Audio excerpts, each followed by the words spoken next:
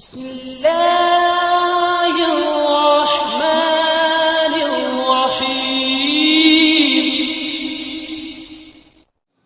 اعوذ باللہ من الشیطان الرجیم، بسم اللہ الرحمن الرحیم۔ السلام علیکم۔ آج آپ کا میزبان ڈاکٹر کاشف بشیر تفہیم القرآن سیریز 21 نمبر 470 کے ساتھ آپ کے سامنے حاضر خدمت ہے، جس میں ہم انشاءاللہ العزیز سورہ حامیم السجدہ کی آیت نمبر 1 سے لے کر 9 تک کا ترجمہ اور تفسیر آپ کے سامنے پیش کریں گے، اور اس حصے کا موضوع ہے صرف 2 دن۔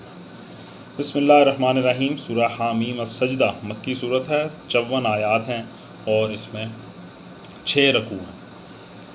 بسم اللہ الرحمن الرحیم۔ حامیم تنزیل من الرحمن الرحیم۔ ترجمہ حامیم، یہ خدائے رحمان و رحیم کی طرف سے نازل کردہ چیز ہے۔ کتاب فصلت آیاتہ قرآنا عربیا لقوم یعلمون۔ ترجمہ، ایک ایسی کتاب جس کی آیات خوب کھول کر بیان کی گئی ہیں، عربی زبان کا قرآن ان لوگوں کے لیے جو علم رکھتے ہیں۔ بشیرا و نذیرا فاعرض اکثرهم فهم لا یسمعون۔ ترجمہ، بشارت دینے والا اور ڈرا دینے والا، مگر ان لوگوں میں سے اکثر نے اس سے روگردانی کی اور وہ سن کر نہیں دیتے۔ ڈرا دینے والا، تفسیر میں آتا ہے یہ سورہ کی مختصر تمہید ہے۔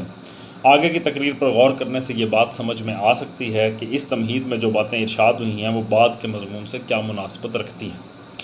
پہلی بات یہ فرمائی گئی ہے کہ یہ کلام خدا کی طرف سے نازل ہو رہا ہے، یعنی تم جب تک چاہو یہ رٹ لگاتے رہو کہ اسے محمد صلی اللہ علیہ وآلہ وسلم خود تصنیف کر رہے ہیں، لیکن واقعہ یہی ہے کہ اس کلام کا نزول خداوند عالم کی طرف سے ہے۔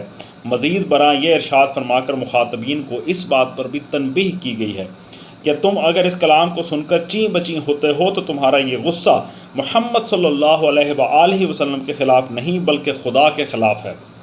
اگر اسے رد کرتے ہو تو ایک انسان کی بات نہیں بلکہ خدا کی بات رد کرتے ہو، اور اگر اس سے بے رخی برتتے ہو تو ایک انسان سے نہیں بلکہ خدا سے منہ موڑتے ہو۔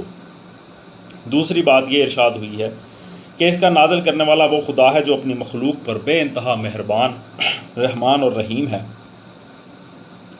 نازل کرنے والے خدا کی دوسری صفات کے بجائے صفت رحمت کا ذکر اس حقیقت کی طرف اشارہ کرتا ہے کہ اس نے اپنی رحیمی کے اقتضاء سے یہ کلام نازل کیا ہے۔ اس سے مخاطبین کو خبردار کیا گیا ہے کہ اس کلام سے اگر کوئی بے رخی برتتا ہے یا اسے رد کرتا ہے یا اس پر چیں بچیں ہوتا ہے تو در حقیقت اپنے آپ سے دشمنی کرتا ہے۔ یہ تو ایک نعمت عظمیٰ ہے جو خدا نے سراسر اپنی رحمت کی بنا پر انسانوں کی رہنمائی اور فلاح و سعادت کے لیے نازل کی ہے۔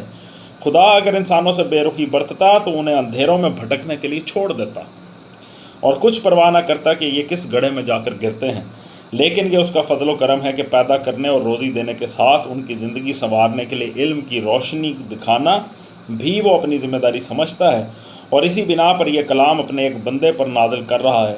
اب اس شخص سے بڑھ کر ناشکرا اور آپ اپنا دشمن کون ہوگا جو اس رحمت سے فائدہ اٹھانے کے بجائے الٹا اس سے لڑنے کے لیے دوڑے۔ تیسری بات یہ فرمائی ہے کہ اس کتاب کی آیات خوب کھول کر بیان کی گئی ہیں، یعنی اس میں کوئی بات گنجلک، کوئی کنفیوژن، کوئی پیچیدگی نہیں ہے کہ کوئی شخص اس بنا پر اسے قبول کرنے سے معذوری ظاہر کر دے کہ اس کی سمجھ میں اس کتاب کے مضامین آتے ہی نہیں ہیں۔ اس میں تو صاف صاف بتایا گیا ہے کہ حق کیا ہے اور باطل کیا، صحیح عقائد کون سے ہیں اور غلط عقائد کون سے، اچھے اخلاق کیا ہیں اور برے اخلاق کیا، نیکی کیا ہے اور بدی کیا، کس طریقے کی پیروی میں انسان کی بھلائی ہے اور کس طریقے کو اختیار کرنے میں اس کا اپنا خسارہ ہے۔ ایسی صاف اور کھلی ہوئی ہدایت کو اگر کوئی شخص رد کرتا ہے یا اس کی طرف توجہ نہیں کرتا تو وہ کوئی معذرت پیش نہیں کر سکتا۔ اس کے اس رویے کے صاف معنی یہ ہیں کہ وہ خود برسر غلط رہنا چاہتا ہے۔ چوتھی بات یہ فرمائی گئی کہ یہ عربی زبان کا قرآن ہے، مطلب یہ ہے کہ اگر یہ قرآن کسی غیر زبان میں آتا تو اہل عرب یہ عذر پیش کر سکتے تھے کہ ہم اس زبان ہی سے نابلد ہیں جس میں خدا نے اپنی کتاب بھیجی ہے، لیکن یہ تو ان کی اپنی زبان میں ہے، اسے نہ سمجھ سکنے کا بہانہ وہ نہیں بنا سکتے۔ پانچویں بات یہ فرمائی گئی ہے کہ یہ کتاب ان لوگوں کے لیے ہے جو علم رکھتے ہیں، یعنی اس سے فائدہ صرف دانا لوگ ہی اٹھا سکتے ہیں، نادان لوگوں کے لیے اسی طرح بے فائدہ ہے جس طرح ایک قیمتی ہیرا اس شخص کے لیے بے فائدہ ہے جو ہیرے اور پتھر کا فرق نہ جانتا ہو۔ چھٹی بات یہ فرمائی گئی کہ یہ کتاب بشارت دینے والی اور ڈرا دینے والی ہے، یعنی ایسا نہیں ہے کہ یہ محض ایک تخیل، ایک فلسفہ اور ایک نمونہ انشاء پیش کرتی ہو جسے ماننے یا نہ ماننے کا کچھ حاصل نہ ہو، بلکہ یہ ہانکے پکارے تمام دنیا کو خبردار کر رہی ہے کہ اسے ماننے کے نتائج نہایت شاندار اور نہ ماننے کے نتائج انتہائی ہولناک ہیں۔ ایسی کتاب کو صرف ایک بیوقوف ہی سرسری طور پر نظر انداز کر سکتا ہے۔ وَقَالُوا قُلُوبُنَا فِي أَكِنَّةٍ مِّمَّا تَدْعُونَا إِلَيْهِ وَفِي آذَانِنَا وَقْرٌ وَمِن بَيْنِنَا وَبَيْنِكَ حِجَابٌ فَاعْمَلْ إِنَّنَا عَامِلُونَ۔ ترجمہ کہتے ہیں جس چیز کی طرف تو ہمیں بلا رہا ہے اس کے لیے ہمارے دلوں پر غلاف چڑھے ہوئے ہیں، ہمارے کان بہرے ہو گئے ہیں اور ہماری اور تیرے درمیان ایک حجاب حائل ہو گیا ہے، تو اپنا کام کر، ہم اپنا کام کیے جائیں۔ تفسیر میں آتا ہے یعنی اس کے لیے ہمارے دلوں تک پہنچنے کا کوئی راستہ کھلا ہوا نہیں ہے، غلاف چڑھے ہوئے ہیں۔ پھر کہا حجاب حائل ہو گیا، یعنی اس دعوت نے ہمارے اور تمہارے درمیان جدائی ڈال دی ہے، اس نے ہمیں اور تمہیں ایک دوسرے سے کاٹ دیا ہے، یہ ایک ایسی رکاوٹ بن گئی جو ہم کو اور تم کو جمع نہیں ہونے دیتی۔ آخر میں کہا چیلنج کیا تو اپنا کام کر، ہم اپنا کام کیے جائیں گے۔ تفسیر میں آتا ہے اس کے دو مطلب ہو سکتے ہیں، ایک یہ کہ ہم کو تم سے اور تم کو ہم سے کوئی سروکار نہیں، دوسرے یہ کہ تم اپنی دعوت سے باز نہیں آتے تو اپنا کام کیا جاؤ، ہم بھی تمہاری مخالفت سے باز نہیں آئیں گے اور جو کچھ تمہیں نیچا دکھانے کے لیے ہم سے ہو سکے گا کریں گے۔ قل انما انا بشر مثلکم یوحی الی انما الہکم الہ واحد فاستقیموا الیہ واستغفروہ وویل للمشرکین الذین لا یؤتون الزکاۃ وہم بالآخرۃ ہم کافرون۔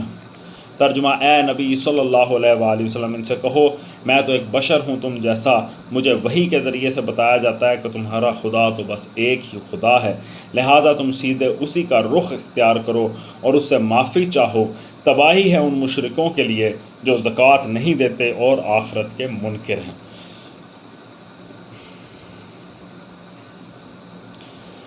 سب سے پہلے تفسیر میں آیا کہ یعنی محمد صلی اللہ علیہ وآلہ وسلم یہ کہیں کہ میرے بس میں یہ نہیں ہے کہ تمہارے دلوں پر چڑھے ہوئے غلاف اتار دوں، تمہارے بہرے کان کھول دوں اور اس حجاب کو پھاڑ دوں جو تم نے خود ہی میرے اور اپنے درمیان ڈال لیا ہے۔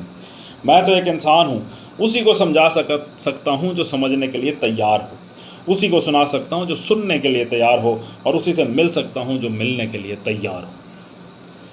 پھر آیا مجھے وحی کے ذریعے سے بتایا جاتا ہے کہ تمہارا خدا تو بس ایک ہی خدا ہے۔ تفسیر میں آتا ہے یعنی کسی اور کو خدا نہ بناؤ، کسی اور کی بندگی و پرستش نہ کرو، کسی اور کو مدد کے لیے نہ پکارو، کسی اور کے آگے سر تسلیم و اطاعت خم نہ کرو، کسی اور کے رسم و رواج اور قانون و ضابطہ کو شریعت واجب الاطاعت نہ مانو۔ پھر آیا تم سیدھے اسی کا رخ اختیار کرو، رخ میں یہ ساری باتیں آ جاتی ہیں۔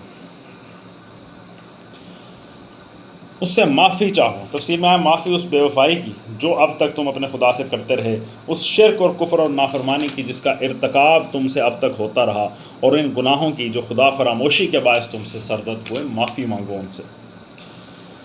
پھر آیا کہ جو زکوٰۃ نہیں دیتے اور آخرت کے منکر ہیں، تباہی ہے ان مشرکوں کے لیے۔ تفسیر میں آتا ہے یہاں زکوٰۃ کے معنی میں مفسرین کے درمیان اختلاف ہے۔ ابن عباس رضی اللہ تعالیٰ عنہ اور ان کے جلیل القدر شاگرد اکرمہ اور مجاہد کہتے ہیں کہ اس مقام پر زکوٰۃ سے مراد وہ پاکیزگی نفس ہے جو توحید کے عقیدے اور اللہ کی اطاعت سے حاصل ہوتی ہے۔ اس تفسیر کے لحاظ سے آیت کا ترجمہ یہ ہوگا کہ تباہی ہے ان مشرکین کے لیے جو پاکیزگی اختیار نہیں کرتے۔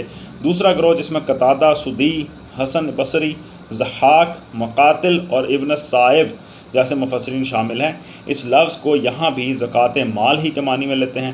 اس تفسیر کے لحاظ سے آیت کا مطلب یہ ہے کہ تباہی ہے ان لوگوں کے لیے جو شرک کر کے خدا کا اور زکوٰۃ نہ دے کر بندوں کا حق مارتے ہیں۔